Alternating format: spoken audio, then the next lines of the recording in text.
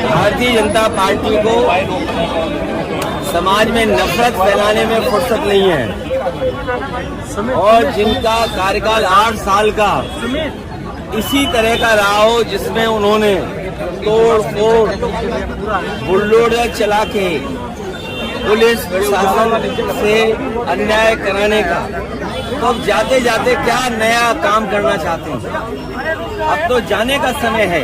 अब उतना समय सरकार के पास नहीं है जितने समय सरकार ये लोग चला चुके हैं। सरकार में जितने दिन मुख्यमंत्री रहे हैं उससे बहुत कम दिन बचे हैं अब जाने को, तो जाते समय कौन याद करता है? महाराष्ट्र में कल जा रहा हूँ और इंडिया गठबंधन जीते, वहाँ पर जो दल है आदरणीय शरद पवार जी का, वहाँ पर जो पूर्व मुख्यमंत्री उनका दल है और समाजवादी पार्टी अन्य दल, हमारी कोशिश होगी कि इंडिया गठबंधन के साथ लड़ें। सीटें मांगी हैं और हमें उम्मीद है कि जहां हमारे 2 विधायक थे और हमें सीटें भी ज़्यादा देंगे और हम पूरी मजबूती के साथ इंडिया गठबंधन के साथ खड़े होंगे। मैं ऋषि वाल्मीकि जी, रामायण के रचयिता, उनका समाज में पूजनीय और जो रामायण उन्होंने लिखी और जो घोषणा की है कि राम राज्य क्या हो,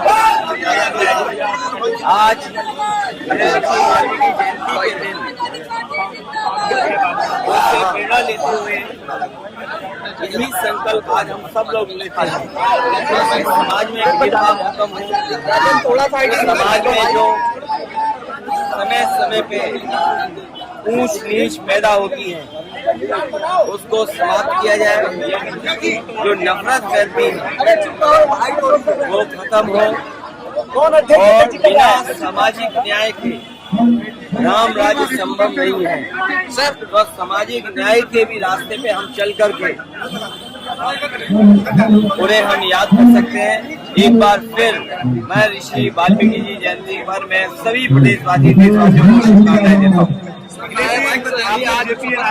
वाल्मीकि समाज के लोग जो यहाँ हमारे उपस्थित हैं, जुगल किशोर वाल्मीकि हमारे साथ हैं।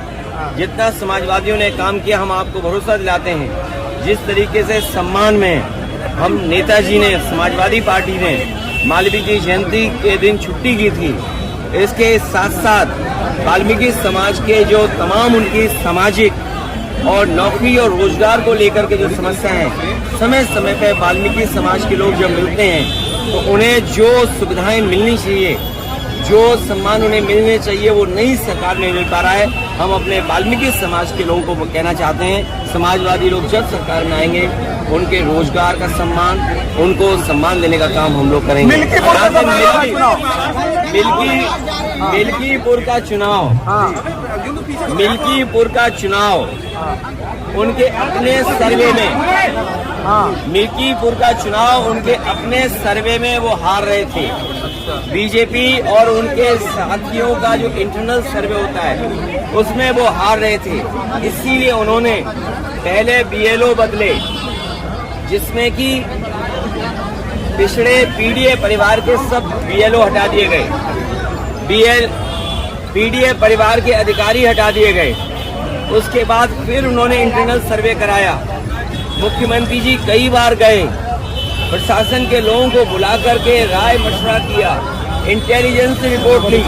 जब उन्हें ये पता लग गया कि वो चुनाव हार रहे हैं, इतने खेल खेलने के बाद, बीएलओ हटाने के बाद, अधिकारी एक भी नहीं छोड़ा पीडीए परिवार का। मैं अपने साथियों से कहूँगा, जो मैं कैमरे गिन रहा हूँ, 1 2 3 4 5 6 7 8 9 10 11 12 13 14 15 16 17 18 19 20 कैमरे से ज्यादा है और मुझे पूरा भरोसा है कि आपको भी पता होगा कि सब बीएलओ हटा दिए, अभी रुकिए, सब अधिकारी हटा दिए और उसके बाद कई बार मुख्यमंत्री जी गए, तो उसके बाद उन्हें इंटरनल सर्वे में वो हार रहे थे, हार चुके थे, इसीलिए उन्होंने चुनाव टाला।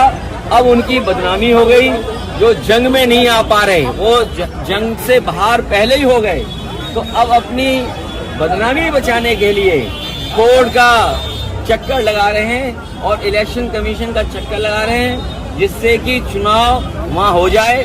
अगर 2 दिन के अंदर ये लोग नहीं कर पाए तो चुनाव नहीं होगा।